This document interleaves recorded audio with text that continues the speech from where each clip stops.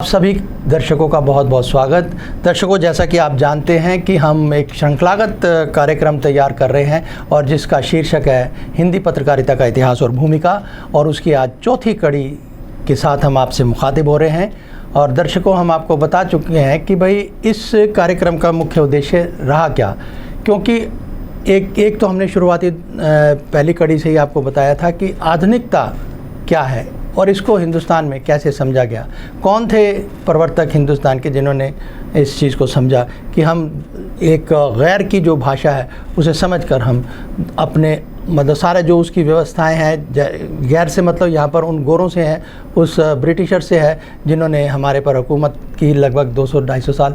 और उसी दौर की ये बात हम कर रहे हैं। 1826 में हमारे ये हिंदी पत्रकारिता का जो है शुरुआत हो चुकी थी, और उस दौर में जो यानी हमारे जो प्रवर्तक रहे उन्होंने जो कार्य किया वो आज भी हमें मतलब आज भी प्रेरणा देता है।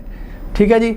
और इस बात को लेकर हमने ये कार्यक्रम हमने शुरू किया था, और कैसे कैसे उस वक्त पत्र शुरू हुए और किस तरह के मतलब दौर में अंग्रेज़ियत ने किस तरह से घर किया, और अंग्रेज़ियत को समझने या अंग्रेज़ी भाषा को बोलने के लिए समाज के अंदर जैसे दो वर्ग बन गए।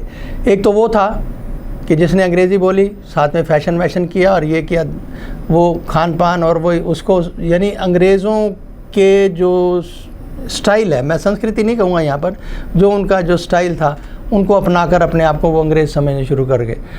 तो राजा राम मोहन राय और उनके जो साथी सहयोगी थे उन्होंने इस अंग्रेज़ियत को कैसे लिया, मूल बात ये है। और इस कार्यक्रम में, श्रृंखलागत कार्यक्रम में, हम उसी पर जोर देते आ रहे हैं।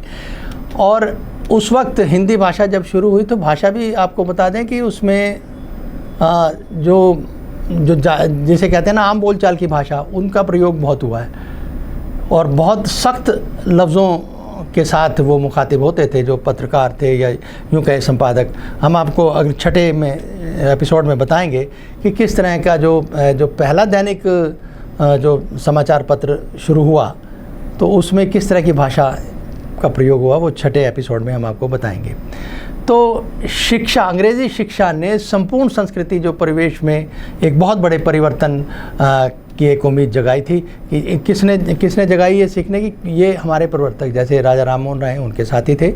और ये वो लोग थे जिन्होंने अंग्रेज़ी भाषा को सीखा और एक ऐसी उम्मीद जगाई कि हम इसको समझकर व्यवस्था को भी, गोरों की, उनकी भाषा को भी, उनकी संस्कृति को भी एक दूसरे के साथ। अच्छा, फिर ये लोग ने सिर्फ इन्होंने अंग्रेज़ी ही नहीं समझी, फ़ारसी भी जानते थे ये लोग, हिंदी भी जानते थे, बंगला भी जानते थे। तो इस करके जो इन्होंने समाचार पत्र अपने जो निकाले थे उसका हम पहले ही उल्लेख कर चुके हैं। और उम्मीद जो रखते थे उस वक्त के लोग, जो परिवर्तन की जो उम्मीद रखते थे तत्कालीन परिस्थितियों में, वो मैंने आपको बता दिया कि दो वर्ग में बटे हुए थे। और कहना गलत ना होगा कि युग बोध के प्रति जो सजग कुछ जो संस्कृत पंडित थे, अंग्रेज़ी शिक्षा के प्रति जिनकी रुचि थी, वो भारत में अंग्रेज़ी शिक्षा का पहला संकेत 1816 में कलकत्ता के विशिष्ट ब्राह्मण नागरिक वैद्यनाथ मुखर्जी की ओर से आया था।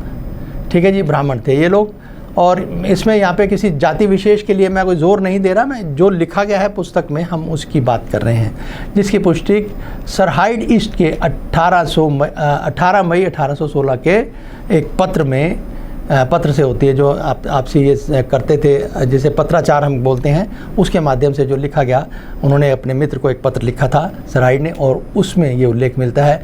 जे हेरिंगस्टन जो पत्र लिखा, को लिखा, उसमें ये उल्लेख मिलता है। आज के चौथे एपिसोड में हम समझेंगे कि भारत में अंग्रेज़ी शिक्षा का प्रवेश कब और कैसे हुआ। लेखक के अनुसार, लेखक जो जिस पुस्तक को हम कोट कर रहे हैं उसकी बात कर रहे हैं। 1813 को राजा राम मोहन राय ने लॉर्ड हमहर्स्ट को एक पत्र लिखकर अंग्रेज़ी शिक्षा के प्रचार के लिए अनुरोध किया था। अब ये देखिए, यहाँ समझने वाली बात है। इतिहास को जब खंगालते हैं तो बाबर हम बहुत कहते हैं, तो बाबर को बुलाया किसने था? राणा सांगा ने। तो अंग्रेज़ियत के लिए अनुरोध किसने किया? वो प्रवर्तक थे राजा राम मोहन राय। तो ऐसे में 20 जनवरी 1817 को हिंदू कॉलेज की स्थापना भी हुई। आज हिंदू कॉलेज में एडमिशन लेना, हिंदू हो गए, सेंट स्टीफन हो गए, इसमें एडमिशन लेना इतना आसान नहीं है, लेकिन 1817 में इसकी बुनियाद रखी गई और जिसका मेन मकसद यही था कि अंग्रेज़ियत को सीखना है और अंग्रेज़ियत को सीखकर उन्हीं की जो उनकी नीतियाँ हैं, उनका जो संस्कृति है, इन सबको पहचानना है। तो वो काम किसने किया? वो राजा राम मोहन ने। और सती प्रथा का खास उल्लंघन। और मज़े की बात आपको फिर बता दें कि इनके समाचार पत्रों में जो शुरुआत हुई थी उनमें जो बंग दूत भी था। तो इनका मेन मकसद राजनीति से ज़्यादा सामाजिक सुधार के लिए था। इन्होंने अपने पत्रों में जो प्रयोग किया वो सामाजिक परिवर्तन के लिए किया है, राजनीति के लिए कम किया है। दर्शकों, आज हम आपको बता दें कि दिल्ली यूनिवर्सिटी की जब बात करते हैं तो हिंदू कॉलेज या सेंट स्टीफन, जैसे मैंने बताया, जैसे प्रतिष्ठित विश्वविद्यालयों में एडमिशन लेना कितना जटिल हो चुका है ये आप जानते हैं। और इनकी बुनियाद कब पड़ी? 1817 में। ये किसी से छुपा नहीं है। कहना उचित होगा कि इन विश्वविद्यालयों में जो कट ऑफ लिस्ट है वो 98 से 100% यानी 100% जाती है, फिर भी कितनी दिक्कत होती है आज विद्यार्थियों को एडमिशन लेने के लिए, आप जानते हैं। और ये दौर कहाँ से चला और कहाँ तक आया, एक बहुत बड़ी बात है। पहले शिक्षा में रुचि नहीं थी। परिवर्तन को आप देखते चलिए, समझते चलिए कि किसकी भूमिका कैसे रही। पत्रकारिता आज सिर्फ यही है कि किसी के आगे माइक रख दिया, आप बताओ क्या महसूस कर रहे हो, ये कर रहे हो, वो कर रहे हो, ये सब अलग बातें हैं। लेकिन जो मैसेज जा रहा है, जो संदेश जा रहा है, वो क्या जा रहा है, ये सवाल है। वो एज इट इज़ है। कोई गिर गया, आप गिरने वाले से पूछा जा रहा है क्या महसूस कर रहे हो, ये तो चलो ठीक है, वो क्या कर रहा होगा, दर्द से मारे पीड़ित होगा बेचारा और क्या करेगा।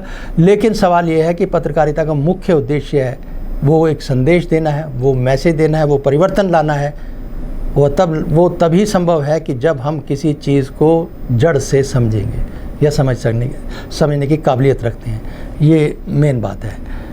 तो ऐसा कहना गलत नहीं है और ना ही ये किसी पे कटाक्ष है। जो अभाव आ चुका है समाज में, हम उसकी बात कर रहे हैं। वहीं हम आपको ये भी बता दें कि तत्कालीन परिस्थितियों में ब्रिटिशर्स, ठीक है जी, या कहीं गोरे जो वो थे, भारतीयों के लिए अंग्रेज़ी शिक्षा के लिए वो खुश नहीं थे। उनका जो वो नहीं चाहते थे कि इन भारतीयों को ये शिक्षा दी जाए और उनके लिए कोई प्रबंध किया जाए, वो नहीं चाहते थे। लेकिन ये पहल करी किसने की? राजा राम मोहन राय ने। उन्होंने पत्र लिखा उनके जो ऑफिसर्स थे उस तत्कालीन परिस्थिति में, भाई आप ये सब करो और ताकि हम लेकिन वो ये चाहते थे कि ये अनपढ़ रहें और ये अशिक्षित रहें। तो इस बात को आप समझिए। अब भी शिक्षा का या ज्ञान का ज़रूरी नहीं है कि डिग्रियां हों तभी आदमी, ये एक शौक़ है, ये एक पैशन है। आदमी अध्ययनशील हो सकता है, स्कॉलर ना भी हो, ज़रूरी नहीं है। चलो नहीं स्कॉलर बन सका, कोई हालात कोई भी हो, नहीं पढ़ना नहीं चाहते थे जो भी, लेकिन बाद में शौक़ जाग गया, अध्ययनशील हो गया। अध्ययनशीलता स्कॉलरली कहलाता है। और स्कॉलर आप डिग्रियों से जो भी, लेकिन उस डिग्रियाँ जो कुछ हैं वो काम देती हैं आपको रोज़गार देने के लिए। और हालातवश अगर कोई पीछे रह भी गया है तो वो अध्ययनशील तो हो सकता है भाई। किताबें तो पढ़ना जानता है, किताबें तो पढ़ सकता है। जितना भी स्कूल तक गया होगा, 10वीं तक 11वीं तक जो भी पढ़ा होगा, वो कम से कम किताबों में रुचि तो रख सकता है। हमारा तो वो भी नहीं है। आज व्हाट्सएप यूनिवर्सिटी है, बड़ा अपना कमाल दिखा रही है, जो कुछ इधर से समझा उधर से बोला, चल रहा है काम, चाहे वो चीज़ गलत हो या सही हो। ये हम सिर्फ कह रहे हैं, किसी पे ये तानाकशी नहीं है। जो हो रहा है हम वो हकीकत आपसे साझा कर रहे हैं। समझना आप सबका काम है, हमारा भी है, हम भी समझते हैं। हर चीज़ जो प्रतिदिन जो परिवर्तनशील है, ये ज़िंदगी या दौर जीवन जो भी है परिवर्तनशील है। इसमें जो भी परिवर्तन आता है उसका आत्मसात करना होता है, उसे हमें समझना होता है। तो इसमें बुरा मानने की या किसी तरह से कुछ वो ये ज़रूरत तो नहीं है। लेकिन अगर कोई मानता भी है तो हम उसमें अब किस को कहाँ तक क्या समझा सकते हैं, हम नहीं कह सकते। खैर, हम बात करते हैं भारत में हिंदी पत्रकारिता के प्रारंभिक दौर में। अंग्रेज़ी भाषा व शिक्षा को लेकर अंग्रेज़ी सरकार खासी आशंकित थी। वैसे ही मुद्रण कला और पत्र कला के विकास को भी लेकर वो गोरे जो थे वो आशंकित थे कि अगर इसको ये बात अगर छूट दे दी गई या इन पे पाबंदी ना रखी गई तो इसका प्रतिकूल जो असर पड़ेगा ही पड़ेगा। अशुभ विकास समझती थी गोरी सरकार जो थी ना, वो इसको यानी प्रेस को छूट देना या मुद्रा को जो छापती हैं अखबार समाचार पत्र वगैरह, इनको छूट देना, इसका अशुभ मानते थे। अशुभ क्या कि उनको ये खतरा था कि अगर ये जागरूक हो गए, सजग हो गए, तो हमारे लिए खतरा होगा, और वो हुआ भी सही बाद में।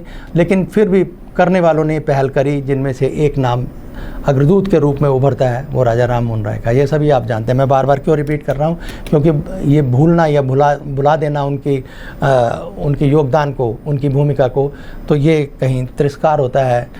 तो ये ऐसी जो विभूतियाँ हैं वो हर रोज़ पैदा नहीं और हर समय पैदा नहीं होती। ये सब समय का एक वो होता है चक्र, उसी में वो लोग ऐसी विभूतियाँ आती हैं। तो दर्शकों, ये जानकारी हम आपसे साझा कर रहे थे डॉक्टर कृष्ण बिहारी मिश्र द्वारा लिखी पुस्तक हिंदी पत्रकारिता की जातीय चेतना और खड़ी बोली साहित्य की निर्माण भूमि। तो इस किताब की सहायता से हमने आपसे ये जानकारी साझा की है अब तक, और आगे भी हमने 2-3 इसके एपिसोड बनाने हैं, और उसके बाद हम संभवतः शुरू करने जा रहे हैं भारतीय पत्रकारिता का इतिहास। उसमें हम आपको बताएंगे कि जो अंग्रेज़ी के अखबार, जिसमें टाइम्स ऑफ इंडिया है और हिंदुस्तान है, और ये जितने भी सब अंग्रेज़ी के अखबार और भी हुए हैं, कैसे छोटे बड़े जितने भी हैं, इन सब की हम आपसे जानकारी साझा, कब शुरू हुए, कब इन्होंने तरक्की हासिल की, कब ये आज तक किस तरह से चलते आ रहे हैं, इन सब की जानकारी हम धीरे धीरे आपसे साझा करेंगे। और ताकि जिनको रुचि है कम से कम पत्रकारिता में, तो वो तो समझें। बाकी अपने अपने शौक़ और अपनी रुचि की बात है। किस तरह का प्रोग्राम लोग देखना चाहते हैं, ये समय बताएगा। और आज जो समय की पुकार है, वो उसको देखते हुए हमारी अपनी तरफ से एक कोशिश यही है कि हम एक बार पीछे जाएं, यानी हम जड़ को समझें कि कहाँ से क्या बात शुरू हुई थी। बाकी फिर मिलते हैं। नमस्कार।